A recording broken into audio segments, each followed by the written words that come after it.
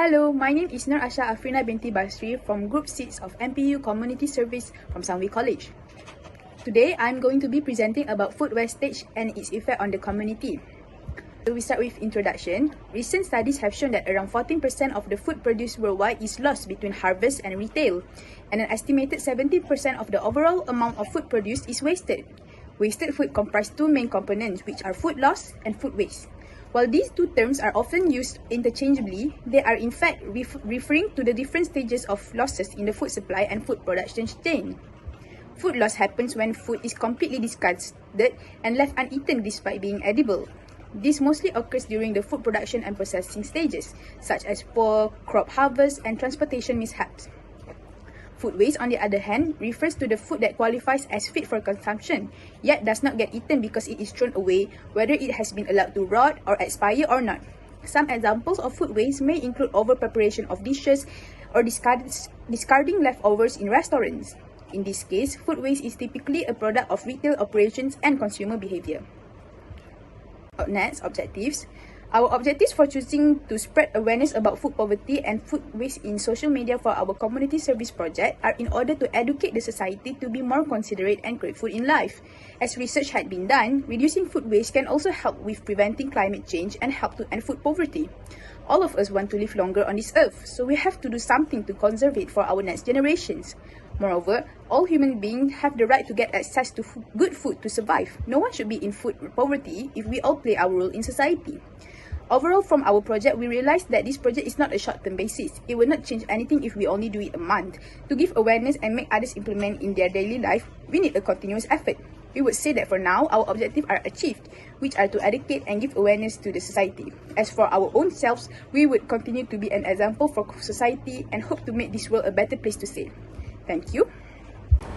Next, I'm going to talk about the target of audience. Activities are a very communal methods of fundraising and can be valued as chances for raising new charities in the local community. A fundraiser can be defined as any organization or any person that is willing to raise money for a cause and to seek financial support for a charity. We as the researchers, we choose people aged from 16 and onwards as our target audience. The audience were chosen regardless of their spending habit, interests, lifestyle, choices, and desire. In conclusion, anyone who is willing to spare time and money to contribute to our activities and fundraising are more than welcome to be part of our campaign. So, for the activity that we have done is we make a collection of donation on behalf of the CISO Malaysia to add on the collection from our own members fund.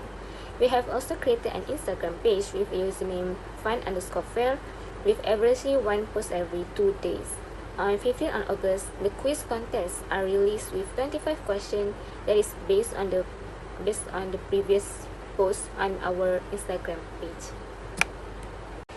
So for the method we use to execute our project is first, we contact CISO Malaysia through email and social media to further help with the purpose of aiding our community and to inform them regarding our intention to partner up with CISO Malaysia in effort to provide financial aid for those who are in need on behalf of Wastage.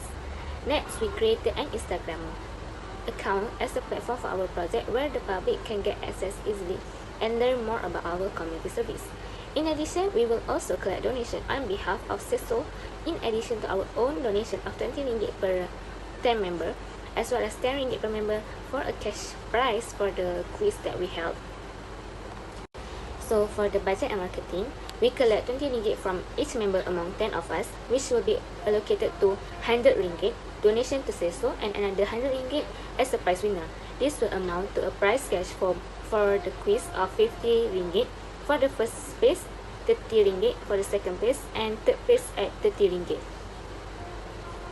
Next, for the outcome, our Instagram account was created on 18 July 2022 and has been named as fun_fair. As of 17 August 2022, we already gained a total of 60 followers, which is also an average of 2 new followers gained each day. We had been posting a total of 18 posts that had reached a total of 383 accounts throughout our project.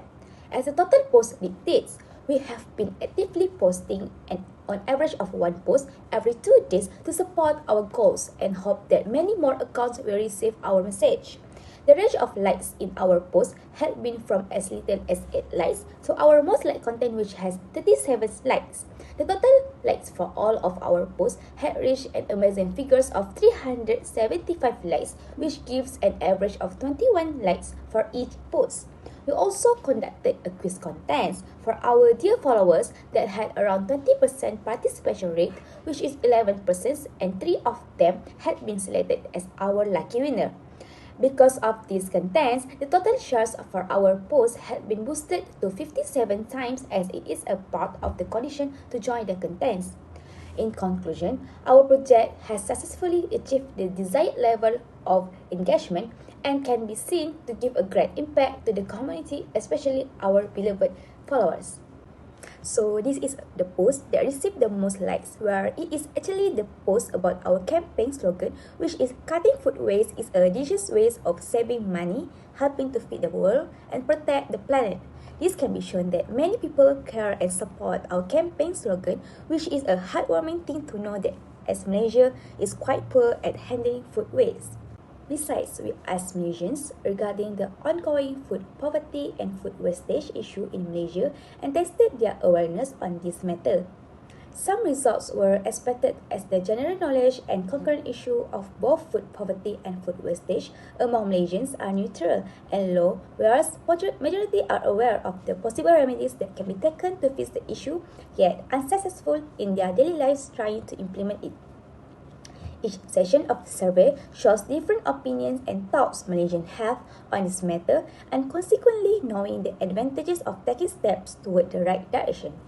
So we do an online survey of Malaysians' awareness about food poverty and food wastage, and majority of them are strongly agree that Malaysia has a major food wastage issue. Second, we questioned them regarding food wastage that happens during festive seasons, and also majority of them agree that food wastage occur mostly during festive seasons in a multiracial country like Malaysia. Third, we want to know whether Malaysians are willing to donate food to poor rather than throwing them out. From the result, they are feeling neutral about Malaysians generally being giving people and willing to donate food for the poor to reduce food wastage. Fourth, we do a survey on whether Malaysians understand the existence of non-profit organizations who aim to end food poverty and food wastage. 41.5% are neutral about the awareness of NGOs who are helping to reduce food wastage. And also, a total of 41.5% disagree according to the survey, which means the majority of Malaysian citizens are unaware of the mere existence of these NGOs.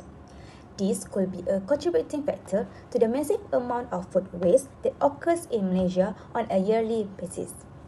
Next, we also questioned Malaysians regarding the impact of food wastage on climate change and whether people know about greenhouse gas emissions that result from food wastage.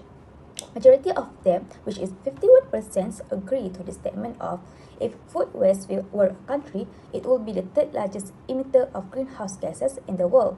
Food waste is a huge contributor to climate change. This is a good sign that the majority of the people are well educated on the effects of greenhouse gas emission, and there is still hope to fix the problem before it is too late. However, 43.9% are neutral, and it shows that people are poorly educated about how throwing out excessive food can cause harm to the climate.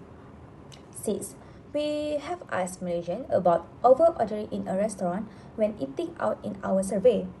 Over 43.9% of the respondents mentioned that they do not over-order when eating at a restaurant despite not being hungry.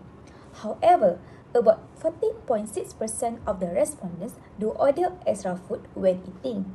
Despite it being a small percentage, in the long run, it will be an issue. Hi, I'm going to present about our 6th survey that we have done. In this survey, we asked about taking away any leftover food at restaurant. According to our survey, 39% of the respondents say that they do not take away any leftover food. This is a good sign that individuals don't waste food, and this would be one way they are reducing food waste in the country. However, a percentage of 12.2% of the respondents do not take away the extra food from the restaurant. There are many ways that we can educate this small percentage of individuals on how to reduce food waste. Next, we have also made a survey asking if Malaysians would have food in their refrigerator way past their expiration date. According to the survey conducted, over 39% of the respondents mentioned that they do not keep any food way past their expiration date. Despite it being a small percentage, 14.6% of the respondents said that they do keep food past their expiration date. This isn't a good sign, as this would increase the food waste in our community. Thank you.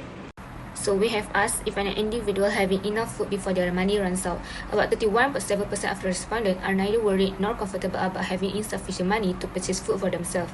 A small percentage of 7.3% agree with the statement. In the long run, it will be a problem for individuals who have to worry when their next will be.